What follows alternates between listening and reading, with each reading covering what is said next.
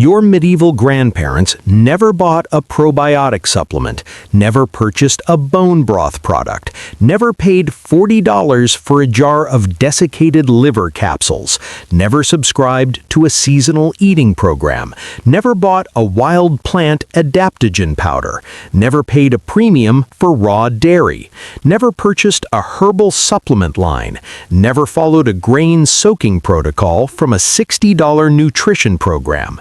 They consumed every one of those things, regularly, for free, not as wellness choices, as the only food available to them. The sourdough starter sitting on the kitchen shelf, the bone broth simmering from yesterday's carcass, the liver eaten on slaughter day, the nettles gathered from the field boundary, the raw milk drunk straight from the animal, the yarrow and milk thistle grown alongside the vegetables, the grain soaked overnight before grinding because that was simply how grain was prepared. Every one of those food habits has a modern wellness industry equivalent. Every one of those equivalents is currently sold at a price that would have been incomprehensible to the medieval household that practiced the original for free.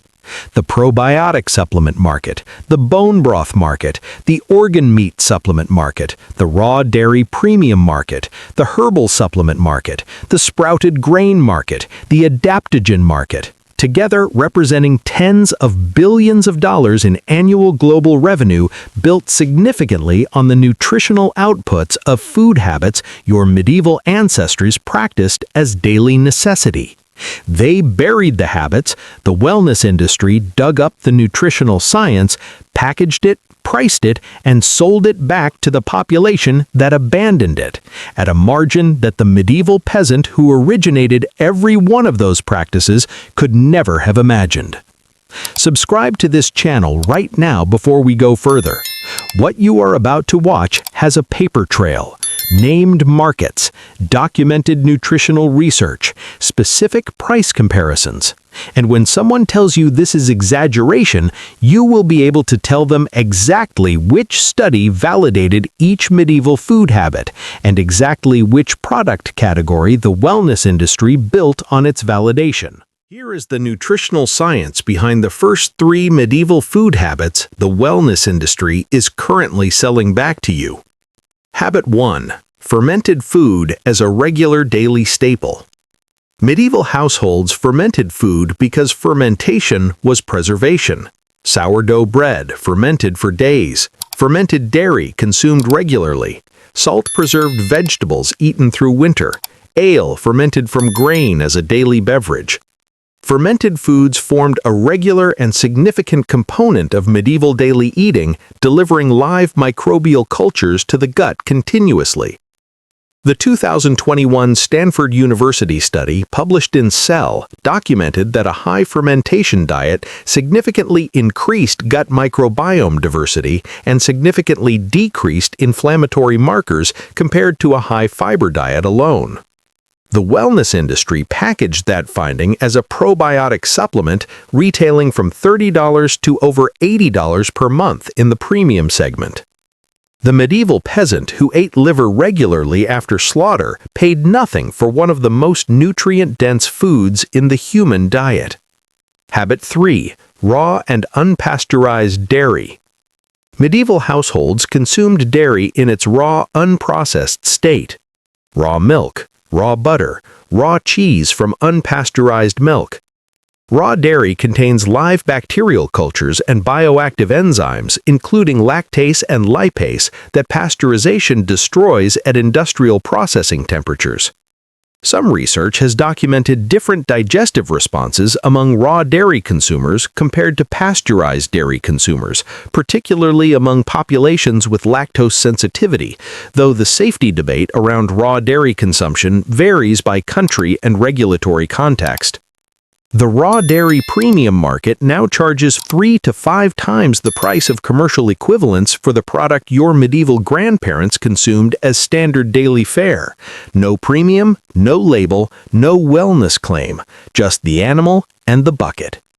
This is the moment in this video where this channel asks you to subscribe to this channel, because what you are watching is the pattern this channel exists to document one repackaged habit at a time.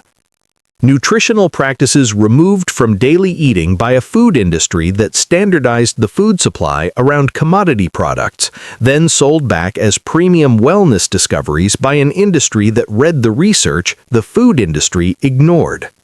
Subscribe to this channel now so you are present when the next one is uncovered. Here are the remaining 4 medieval food habits the wellness industry repackaged and priced beyond the reach of the population that originated them. Habit 4. Bitter and medicinal herbs consumed daily as food. Medieval households grew and consumed herbs not as seasoning, but as functional Bailey medicine.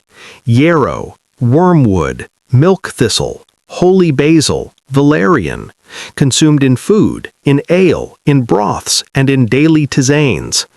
Each herb delivering specific bioactive compounds including flavonoids, terpenoids, and alkaloids that modern research has since validated as having documented effects on liver function, inflammation, digestion, and stress response.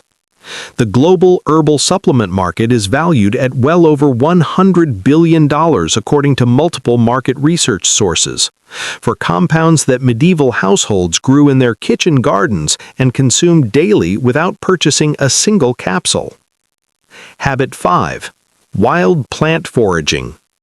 Medieval households regularly consumed wild plants absent from any modern grocery store.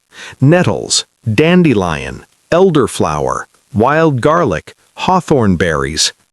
Research consistently finds that wild plants contain significantly higher concentrations of bioactive compounds interacting with immune function, inflammatory response, and cellular health than cultivated modern produce equivalents bred for yield and shelf life rather than phytochemical complexity. The wellness industry identified that phytochemical gap and built the adaptogen market around it. Concentrated wild plant extracts, superfood powders, functional mushroom products. The adaptogen market is projected to reach over $9 billion by 2026 for phytochemical complexity medieval households gathered from field boundaries without paying anyone anything. Habit 6. Seasonal and local eating. Medieval people ate what was available in their immediate landscape at the time of year it naturally grew. No out-of-season produce shipped from another continent, no nutritional profile degraded by weeks of cold chain transit. Research documents that nutritional content begins declining immediately after harvest and continues declining through every stage of cold chain storage. The wellness industry responded with farm-to-table premium dining, local food movement premium pricing, and seasonal eating programs, charging for the dietary rhythm that geography and poverty delivered to medieval households for free. Habit 7. Soaking and sprouting grains and legumes. Medieval households soaked grains and legumes before cooking as standard preparation practice, not as a health protocol. Soaking significantly reduces phytic acid, an anti-nutrient that binds minerals, including zinc, iron, and calcium, reducing their absorption. It activates enzymes that increase nutrient bioavailability. It begins the germination process that increases protein quality and vitamin content. Medieval people soaked grain because it was easier to cook and digest. They were simultaneously reducing the anti-nutrient load that modern unprocessed grain consumption often delivers compared to traditionally prepared, soaked, or sprouted equivalents.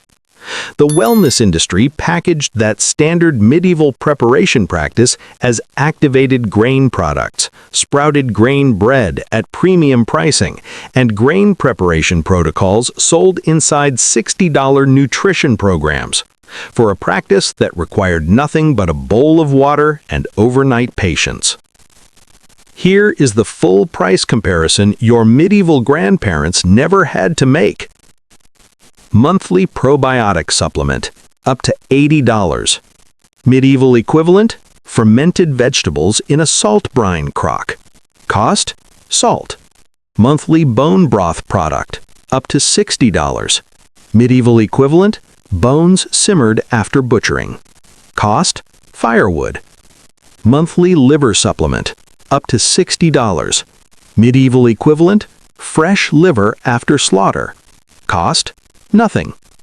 Monthly herbal supplement line, up to $90. Medieval equivalent, herbs from the kitchen garden. Cost? Seeds. Monthly adaptogen powder, up to $70. Medieval equivalent, nettles from the field boundary. Cost? The walk. Premium raw dairy, 3 to 5 times standard price monthly. Medieval equivalent, milk from the animal. Cost? The animal's feed. Sprouted grain program, up to $60. Medieval equivalent, grain soaked overnight in a bowl. Cost? Nothing but time. Total monthly wellness spending to replicate medieval peasant daily nutrition, potentially over $400. Total monthly cost to a medieval household for the same nutritional inputs? Salt, firewood, seeds, time. Here is the removal of those 7 habits costs your body right now. Not in a medieval farmhouse, in your gut microbiome, your mineral absorption, your liver function, your inflammatory baseline, your immune regulation, your joint health, your stress response. Every wellness product category built on a medieval food habit exists because the removal of that habit created a measurable nutritional gap in the modern body. The probiotic supplement exists because fermented food was removed from daily eating. The bone broth product exists because whole animal consumption was replaced by muscle meat only eating. The raw dairy premium exists because pasteurization eliminated the live biological complexity of traditional dairy. The herbal supplement exists because medicinal herbs were removed from the daily diet and repositioned as alternative medicine. The adaptogen exists because wild plant foraging was replaced by a cultivated produce supply with a fraction of the phytochemical complexity. The seasonal eating program exists because a global cold chain supply removed the nutritional rhythm that seasonal availability naturally produced. The sprouted grain product exists because standard grain preparation practices that reduced anti-nutrients were replaced by industrial milling that preserved none of those benefits. Each gap is real. Each nutritional consequence is documented. Each wellness product partially addresses a specific gap, but partially is the critical word. The wellness industry sells you the summary of what medieval food habits delivered, not the original. Here is the honest question this video ends with. Not the prepared answer, the real one. Look at your wellness spending this month. Supplements, functional foods, premium fermented products, adaptogen powders, bone broth, collagen, herbal capsules, sprouted grain bread, add it up. Now think about what the people in your bloodline paid for the nutritional equivalent of every one of those products 400 years ago. Salt, firewood, seeds, time. Drop your monthly wellness spend in the comments right now. The real number, not the number that sounds reasonable, because that number is the monthly price of a commercial transition that removed an entire nutritional system from daily life and rebuilt it as a premium product category, charging you for access to what necessity once delivered for free. The 7 Habits story is not isolated. Remove the nutritional practice, create the gap, build the product category around the gap, price it at a margin that grows with every year the original practice remains culturally obsolete. The result is a 2-stage commercial cycle. The food industry creates the gap, the wellness industry sells the solution. Both industries grow. The population pays at both ends. Built on the removal of something the people you descend from never had to buy because it had not yet been taken from them.